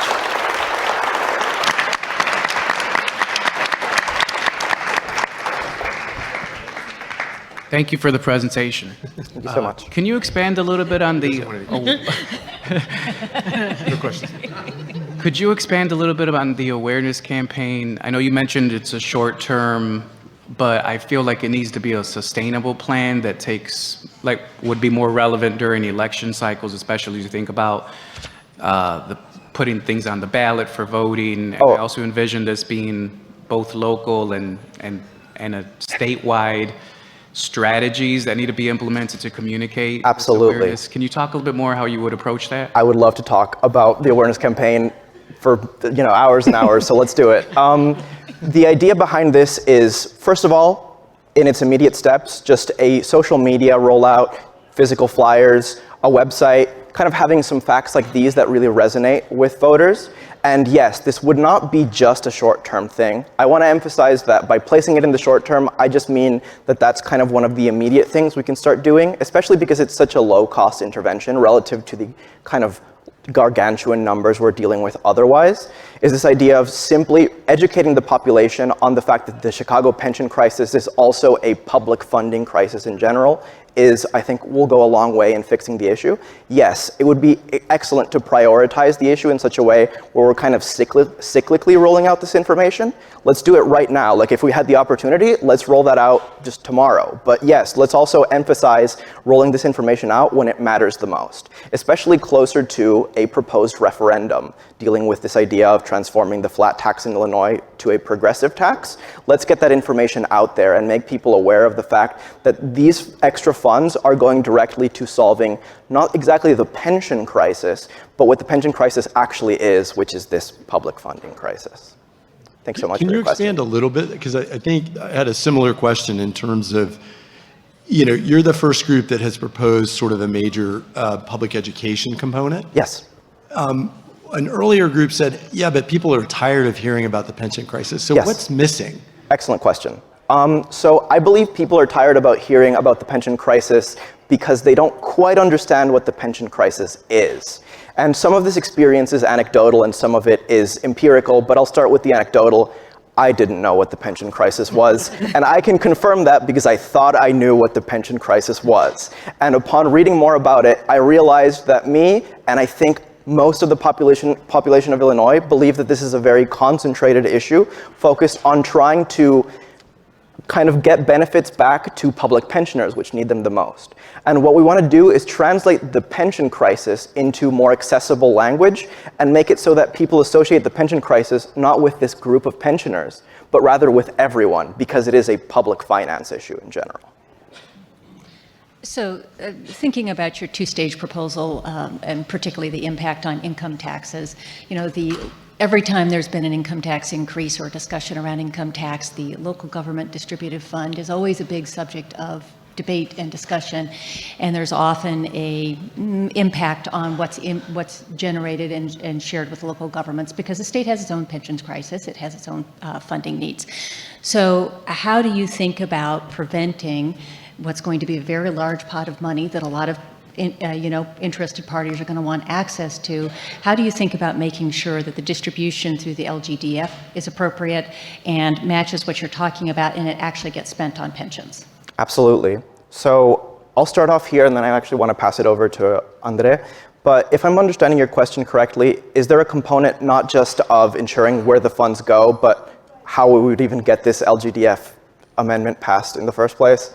Yeah, yes, and yeah. It's a broader political question, right? Yes. And as you start to put a lot of money on the table, there are a lot of interested parties. Absolutely. So I think that the key of this proposal is to focus on the fact that if the second stage were to pass and we get this progressive tax, then we're not actually increasing the burden for any part of the state for that 80% plus of the population that is below these income brackets. So what we could actually do is simply take the margins generated from the additional revenue of the proposal and bring them to Chicago directly while not decreasing any funds. Essentially what we're doing is increasing funds overall and ensuring that those margins go to Chicago, but the total accrued revenue for other areas should stay about the same. Now there's a bit of math to that where about the same is the key word, not just the same. But then in terms of ensuring that this is kind of pension lockbox money, yes, that is difficult. We hope that with the awareness campaign, we kind of create that push for ensuring that citizens find pension funding popular, but we also recognize that that's not some silver bullet that we can just expect from them. And at the very least, if we can't think optimistically that way, then at the very least, I want to propose that increase in revenue will help alleviate other sources. And if that involves earmarking the issue to things that people actually care about, such as we realize empirically that people aren't resonating with pensions, then let's at the very least prevent these healthcare public spending crises that we're seeing by funneling some of that money into ensuring that these don't go underfunded over time. Well, thank you, Eddie. I think you actually stole from some ideas from me answer. But I feel like one of the main concerns that you have is how is this revenue going to be channeled into the pensions? One of the main revenue streams that the city of Chicago has right now is the property tax. almost all of that property tax is going to like pension payments right now. Right now, we believe that combining the citizens' awareness with the new revenue, the citizens could make the politicians accountable for what they should be making rather than what they want to make. So by combining these two proposals, I think, it's, as you mentioned, I think it's really hard to ensure that all of this income is going to go straight to the pensions, but at the same time, I feel like we estimated a huge increase in revenue. If we have all of our proposals passed by 2030 or 2035, we should be aiming for a funding ratio around 80-85%. So it's not such a long-term solution than it was before, and that actually reduces the politicians' moral hazard that could arise from this. So, building on that question, I actually really appreciate your kind of total taxpayer approach and kind of rebalancing that. But I also think that, a question I asked for the previous group was, I think sharing the burden is a key principle. Your proposal is very heavily on the taxpayer side. What about the active and the retirees sharing the burden? How else do you think about that? Yeah, that's an excellent question. I think that the key is framing the issue as not an issue that they're responsible for. Forgive me if I'm misinterpreting this, but I want to avoid language such as saying that the burden should be shared kind of disproportionately amongst retirees, implying that retirees are responsible for the issue. It's a politician irresponsibility issue first and foremost. And I don't believe that there should be any kind of special measures in place to kind of put more burden on retirees, which are the group of interest that we're trying to kind of improve the quality of life of the most. The most direct way of talking about this issue is just how would we go about the liability side of things? Is there a path towards potentially reducing benefits for retirees? First of all, we researched this extensively, and what we landed on was this idea of, one, Illinois as a Supreme Court is way too strict to allow us to kind of challenge these cost of living adjustments. And so we had a lot of fantastic ideas about cost of living adjustment changes, and then we realized that they've been shot down. They're all landmark cases that have already been tried and failed before. And then the other component is just the fact that we want to rally public support, and we don't want this increased burden on the group of interest that we care about the most to kind of be a focus of the policy. We want this to kind of be communicated as a we're all in this together problem, not because that's a platitude, but because that's actually the case. And so we would be identifying the average taxpayer and the retiree as kind of one group for that. Can you clarify your property tax recommendations? Yes. So I understand that you would reduce commercial property tax, and that would be offset by what? Yes, great question. So there's a few ways we could do this, and some I like more than others. One proposal is to offset it simply based on potential gains from having new investors come to the city of Chicago. If it's true that a significant barrier to having Chicago investors come, or having investors from outside of Chicago come into the city is because of the fact that we're dealing with this critically high commercial property tax, then we might be able to offset the revenues from there. But the reason I emphasize monitoring it closely is because that is idealistic. And while I would love to include numbers for that, I can't.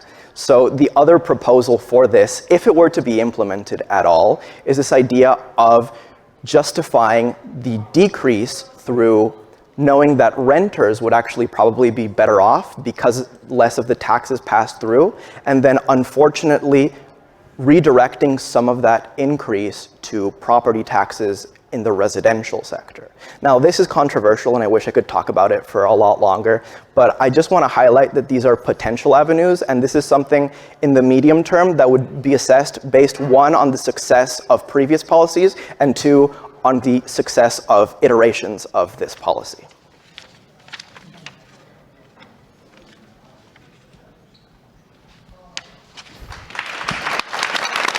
Thank you so much. Gracias por ir.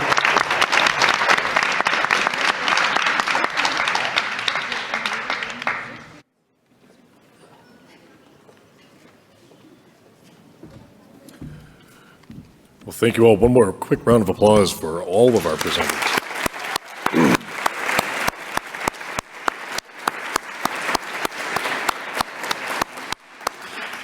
Okay, at this time, we will ask our judges to retire and deliberate, and they'll come back to us in a little bit with a decision. We're going to get to audience Q&A in just a second here. Before we do that, we wanted to give a couple quick thank yous just to make sure that we don't forget all of the people who helped bring this wonderful event to you. First and foremost, you've heard a couple different times now about the mentors. Just to be clear, all of the teams were assigned a professional mentor. Many of them were hair school alums, including in particular several who are working in this field right now. So I want to quickly thank all of them: Ben Bohr, Patrick Leo, Jack Brofman, Michael Nutter, Ben Dietrich, Melanie Shaker, Brian Fabes, Ira Weiss, Ashley Gabrich, Ben Winnick, Vijay Kapoor, Jerry Wolf, and Andrew Kim. Thank you to all of them for really bringing all this to life for our students.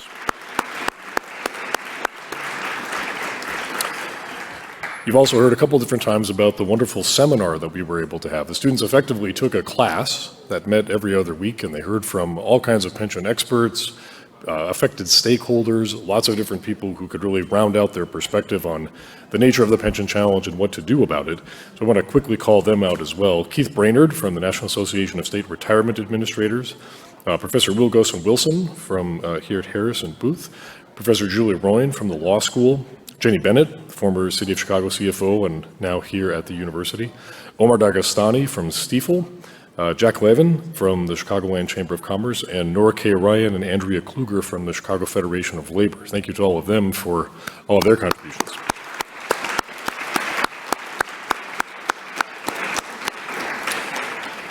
And then we also need to say thanks to all of the great Harris staff who helped make this happen. Our events team, Jody Daly and Swapna Pispati, the communications and marketing team, Sue Burke, Tyler McGoffey, Billy Morgan, Aaron Keene-Scott, and Dave Stone, Brandon Kurtzwig, and the student engagement team, and of course, and anyone else I'm forgetting here on the Harris staff. Thank you to all of them.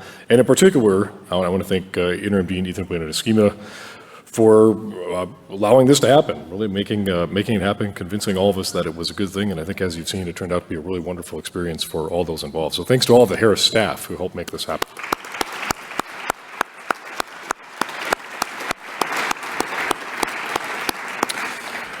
Okay, while our judges deliberate, we have an opportunity to hear from all of you. So I'd invite the students to come back up, and we have microphones, as I understand, and we'll go from there. Thank you.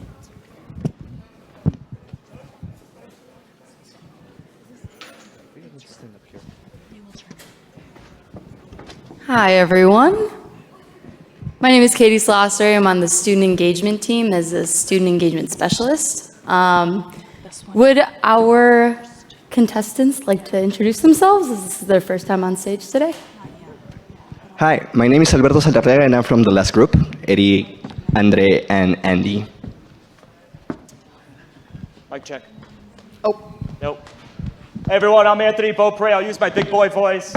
I'm from the group of 5 that has the 9 different policy challenges in order to win this.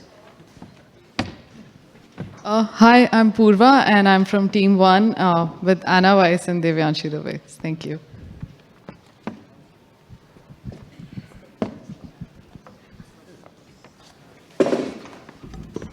Looks like we'll just share a mic.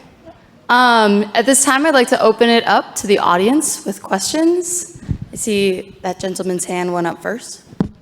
Thank you. You're all on a level playing field when it comes to raising taxes, because each one of you, each one of the three groups said, let's raise taxes. And I just hope that you are considering the political infeasibility of that. It's a nearly impossible task, especially given what we recently went through with the progressive income tax failure effort. One thing that I didn't see in any of the 3 reports was a focus on the earnings, the investment returns on each of the 4 funds. And I think that if there was one chart that plotted it, but it showed that the average return was probably in the neighborhood of 6.5%, 7%, I believe, over the past 10 years. You can tell me what the S&P average has been over the past 10 years. I think that you would come to the conclusion that those returns by the funds have been incredibly inadequate. And I'm just curious as to why none of you focused on the idea of increasing the returns as a component of curing the Chicago pension crisis. Can I take that? Sure. So just to answer one aspect of this is that over the last, I think this is after 2008, the mortgage-backed crisis, we saw the asset value depreciating significantly, and this actually was detrimental to the city, and I think this was detrimental to the United States. And we could see that in all of the public pension funds, we could see that in public funds in general. So when proposing the idea of having a sustainable and a stable revenue source, we thought of taxes as one of the ways forward, because the losses that were suffered during 2008 and post-2008 we're still in the recovery phase of the same. The asset value, I meant, because it has depreciated over a period of time. So. All right, I'll go next. 100% agree with you. I would say firefighters are doing about 10% S&P right now. This quarter is 18% when I looked at my retirement fund. So good there. Clearly, they're not having enough U Chicago individuals doing it. So really, kind of what our group proposed was kind of incremental to what you talked about. We don't want to take it out of their hands and give it to investment bankers and private equity and hedge funds who are going to get higher returns. They still need to have control of that. So a small baby step towards that was at least bring them all under one management, and hopefully that's the firefighters, which has the highest returns at 10%. So I 100% agree with you on those returns being pretty low, and that was our group's solution to that question that you asked. In our case, was basically more like try to assess a short-term solution, considering the crisis that we're living right now. So a progressive income tax, or like even like an increase in the flat rate, will kind of like help us alleviate the whole thing for at least the next 3 to 5 years in the short term that we're looking at. But like a complete like reform in terms of the returns, that would be like more like a long-term effort that we really didn't want to address in this moment, just because we wanted to prevent like the liability gap to keep growing on time. Thank you for the question.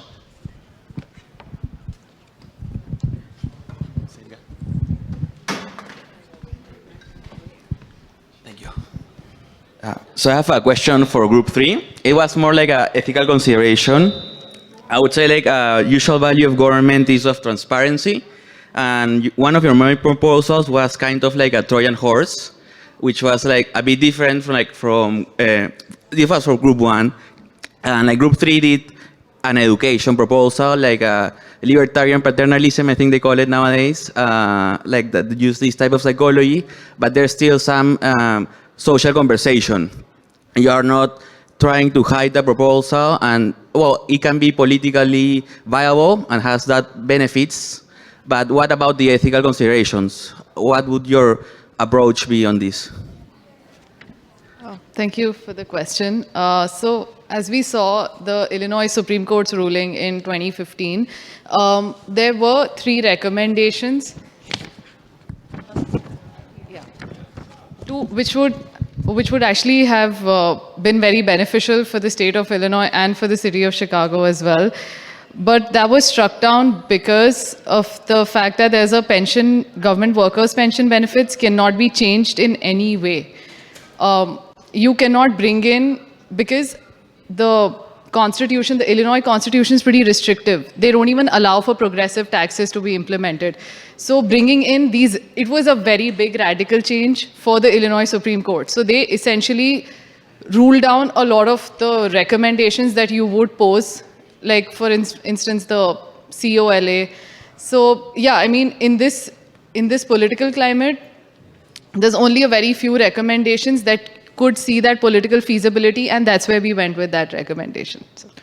Well, In our case, actually, so we took the case of 2020. So there was like a previous step trying to propose this progressive income tax that couldn't like find like an end.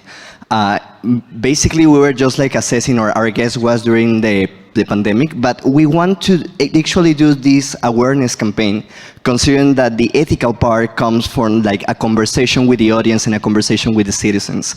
Like we were trying to make a human-centered proposal and trying to see the feasibility of the proposal, and the political feasibility comes, and I think that the different groups already like mentioned this, but comes from the different constituencies and the citizens trying to address this issue and make political accountability to everyone else. So the ethical part, we just try to solve it by this educational campaign in general. Group 2 is not trying to raise taxes, so that's an easy answer. Unless you live in the north side. I would say a toll on Lakeshore Drive might be considered a tax. But first, I would commend all of you for your great jobs. It takes a ton of work to dig into the pension issue and to, look at Supreme Court precedent and funded ratios and safe harbor laws and all of that great stuff. I would also encourage you to look at what the city has had to do because of the low funded ratio with investments and constraints around investments because of needing to sell assets to pay beneficiaries. But my question is actually for Group 3 in terms of public awareness campaigns and whether you did any research into a pretty famous campaign about 10 to 12 years ago that happened when I was actually at the Harris School that included Squeezy, the pension python, and Governor Quinn at the time, and whether you learned sort of anything from that prior public awareness campaign that you used to inform your own public awareness campaign.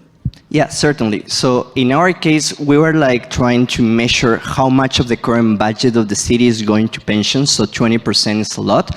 So the key message, and it's trying to relate to the 10 to 12 years ago campaign, is like if we don't solve this issue now, more of the social programs or the infrastructure or the social services that you are receiving are going to decrease in terms of quality, or they're going to be like deprioritized. So in our case, it's just like to make a message in terms of like how critical this issue is right now and how much this can affect your daily life if we don't do something right now.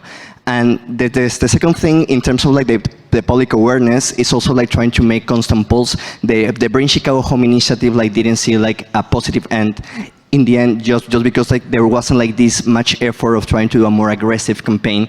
And that's also considering that a lot of different stakeholders that were involved. So we need to put like everyone on the table just to see how feasible these public awareness campaigns can be. Thank you for the question. Good afternoon, Omar D'Agostini from Stifel. So nice to see you guys again. I really enjoyed the chance to come and speak with your seminar and your class. And I have to say today, I had high expectations. You guys exceeded it. You really hit it out of the park. I've been doing this for 22 years, and I heard some things that I haven't heard before, and some really good, thoughtful ideas, thoughtful analysis. I also thought you did really well in the Q&A with the panel. Their questions were tough.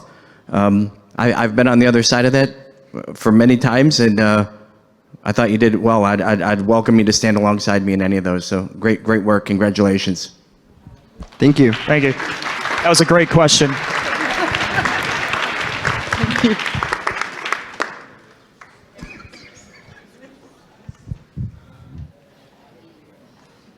Hi there. This is actually a question for Team 2. So one of your flurry of proposals is the Consolidated Investment Board. Did you come up with any ideas or put any thought into the composition of that investment board, since you'd basically be dealing with constituents from 4 separate pension funds with totally different sort of liability profiles and everything? No, absolutely. Great question. So what we didn't want to do was tell CPD that the firefighters were going to be handling all their investment funds, because that's a no-go. So we wanted the firefighting department or those lead board investors to be the leader on that board while having stakeholders, because they're the ones that have succeeded. So they have the playbook for success, vice the other three boards. So our intent with consolidating was for them to initially be leading it because they have a proven track record, while bringing in stakeholders from the other three as well, until it eventually gets into a little bit better of a role. So we need the firefighters to teach the cops how to invest, essentially. Oh, it's great. Great job by all the team. Really, really impressive. I was wondering if anyone looked into like creatively trying to charge out-of-state pension recipients any of the tax or other benefits that they receive. I've heard someone float the idea, well, what if we instituted a retirement tax in the state of Illinois that you only get a credit for if you actually live in the state of Illinois, and therefore the people who have moved to Florida and Arizona who are our pension beneficiaries would actually incur part of the burden. I don't know the feasibility of that. I'm happy to take it, but I've been talking a lot. No, go for it. Okay.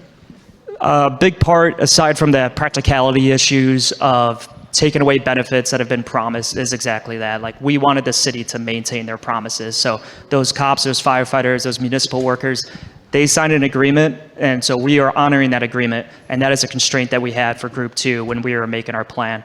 And so that was essentially why that was a no-go for us, is aside from the constitutionality, it is, although none of us were born when this agreement was originally made, it's like we need to honor it and do our part.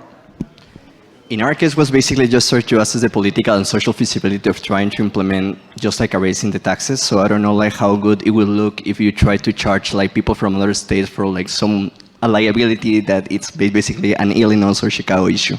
So we're just trying to go like baby steps right now with the awareness campaign just for the people of Chicago. And then probably we can like try to assess like other measures, but right now we're just considering like local interventions. Even for Team 1, like I think going from what Team 3 is saying, that we did look into a couple of states that do that.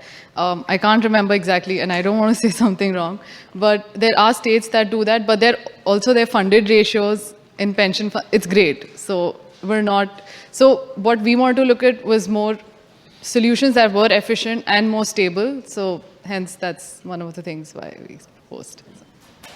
Thank you for the question. Hi. This entire problem stems from the inversion of the worker to retire ratio, which is only going to be exacerbated by AI. As we begin to have people being displaced by AI, why don't we tax the value produced by the AI bots, because this will take care of the medium term. Certainly the long term we don't have to worry about, because the AI is not going to be buying antique Barbie dolls as in its retirement, only using electricity. So what kind of a proposal to be able to tax that value added by that AI bot that has replaced a human being? And they're even proposing to give AI some kind of legal personage, so it's certainly not outside the realms of imagination. I don't want to go to that. So I would say with AI, our nation, our society right now is on a precipice that it hasn't been since 2008 when the first iPhone came out, or the late 90s when the internet came out. Like, there are a tremendous amount of unknowns when it comes to AI. And I know there's a lot of legislation globally in the nation that's trying to figure out how do we get a handle on this. That is a potential source of revenue. Group 2 is, again, trying to avoid taxes with the exception of people on the north side commuting on Lakeshore Drive. So that is a potential. I also don't want to make Skynet mad, so we would like to avoid that as well. I'm a lawyer, and I'm going to wait for the regulations and the legislators to just pass the bill and define what a person is in the context of AI, and I don't know how much time that'll take. So I'm just going to wait for courts to get to that. Hey, everybody. How are you? Nice job. I'm curious if in your work any of you considered the context of the teachers' pension fund problem happening alongside this problem?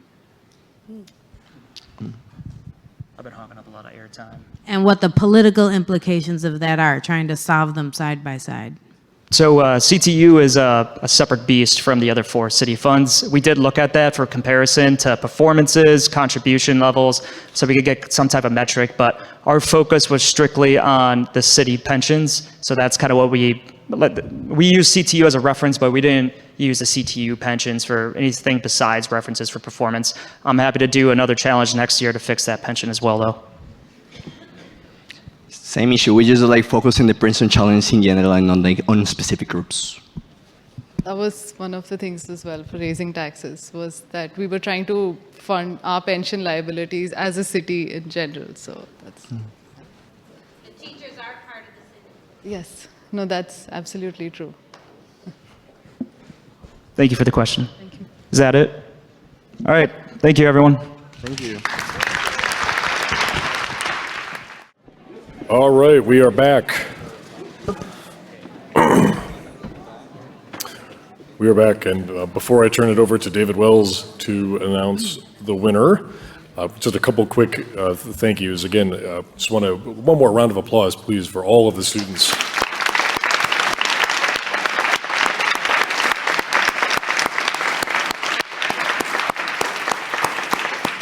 As I'm sure you could tell, they make the Harris School a great place to work, a great place to learn, and a really wonderful community to be a part of. So thank you all for all of your work on this. I think it turned out really, really well. I want to, again, thank our judges.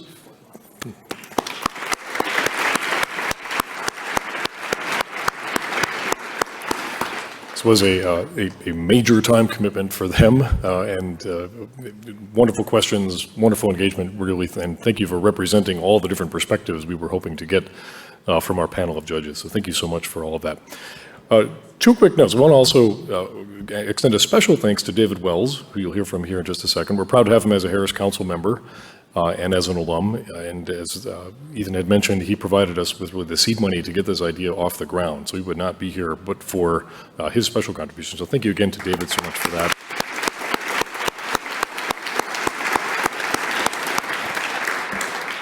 And last but not least, thanks to King Harris. The origins of this go back to some conversations that King has been having with some of us for some time now. So we thank you for the motivation, thank you for the inspiration, and here we are after a lot of conversations. So thank you very much, King.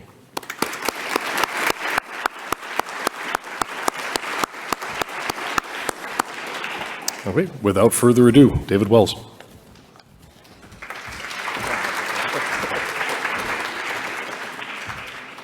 Thanks, Justin. I've been given the honor of announcing the winner.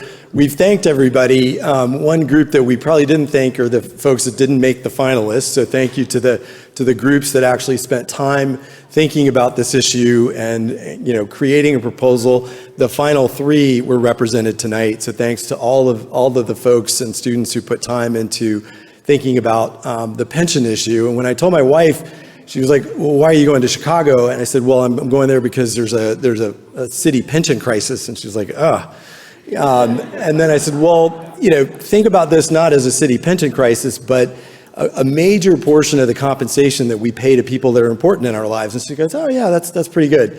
So I think that, the judges had a really hard time because we would encourage these groups to actually put many of these ideas together. We were given strict instructions to pick one, so I won't hold you up anymore. Team 2 is our winner of the Chicago pension crisis.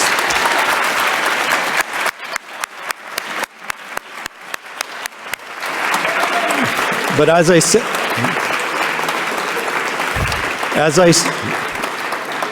said, it was really, really close. There are many good ideas in both Team 1 and 3. And we actually encourage you guys to get together as you think about, trying to actually solve the problem. Right there.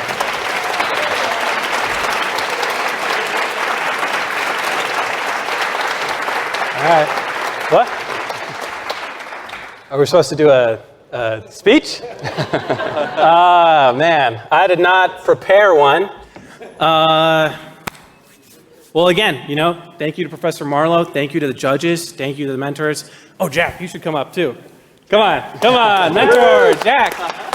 Thank you to Jack. This was a great opportunity. We started off not knowing anything about pensions, and we're leaving feeling like we have a good grasp on them. We're leaving feeling like we have a decent recommendation, at least a decent starting point. And so I won't hold you all up too much. Thank you, and we're honored.